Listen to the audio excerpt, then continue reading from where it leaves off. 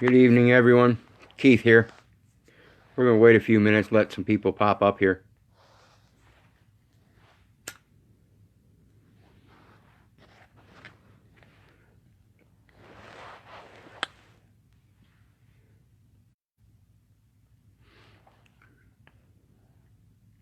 I don't know how many people we're going to get to show up here tonight, but I'm hoping I can get a few because I think this is important.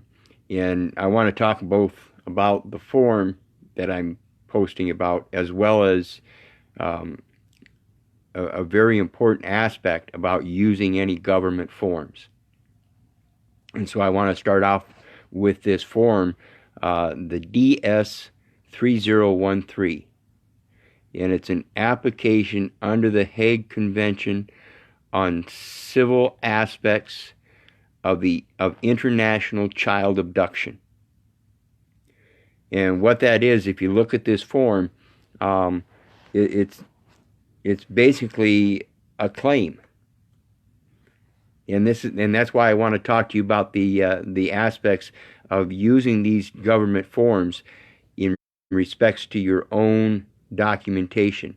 Instead of filling these forms out, we can go ahead and get these forms, and we can do one of two things that will make them our documents. The first thing that we can do is we can amend those documents simply by scribbling out words on those documents and putting our own words in them. However, the one thing I want everybody to be aware of is that not one single government form have I found that the entire government form is within a box.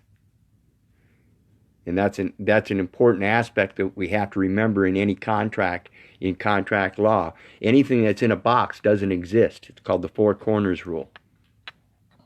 And so basically all of these government forms don't exist.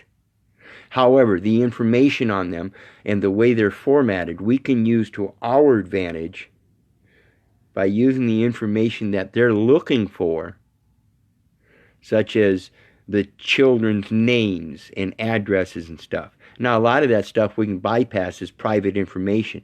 They're going to ask for a social security number on that form. Excuse me, I don't feel comfortable giving that out, and I don't have to. So don't give it out. That's private information. There's a lot of information on those forms that they're going to ask that is private information. You don't have to give it out. However, there is information on there they want, like height, weight, hair color, eye color. This is going to be part of your property description. And along with that property description, you're going to have a photograph of each one of your properties.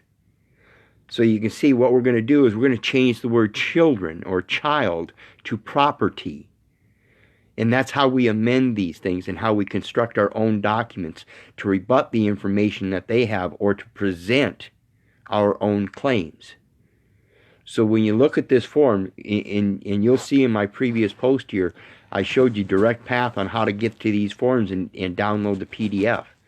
And those forms, once you look at them, you can take all that information and find all the words that are wrong. Address, that's a federal zone. An address is a federal zone, and that makes you a federal United States citizen under the 14th Amendment. You're clarifying that that's where that citizen lives. If that's where that citizen's address is, you better have that birth certificate on you. Otherwise, that citizen's address is actually at the Bureau of Vital Statistics at the Secretary of State's office. Understand this stuff, people. These forms that they're giving you, again, like I said, go get a U.S. passport form. Tell me if that entire form isn't in a box. It is in no way, shape, or form any kind of a valid contract, period. It's just a sheet full of information, so use it. So again, when you guys think about these forms and you get all excited about these forms, the standard form 90, or excuse me, not standard form 90, it's OF, optional form 90, which is a release of lien, or the optional form 91, which is a release of property. Those both also have information on them that you can use to construct your own private document to demand your property be released. That's all these forms are. They're not going to provide you anything of any kind of remedy because they're fictional forms. However, the pen is mightier than the sword. So when you put your own hand to pen and you start writing your own documents out, that has your authority. You are the one that authors them. So you put your words to it, but make sure you're using the correct words. So when we talk about this application under the Hague Convention on civil aspects of international child abduction, and we see that it has a description of the properties, and then a submission of a claim, and then material facts, and a place for you just got to learn how to use these to construct your own private documents in that same format to make your claims. So remember that stuff, people. These forms are important, and it's not important that we use them. It's important that we use the information in them.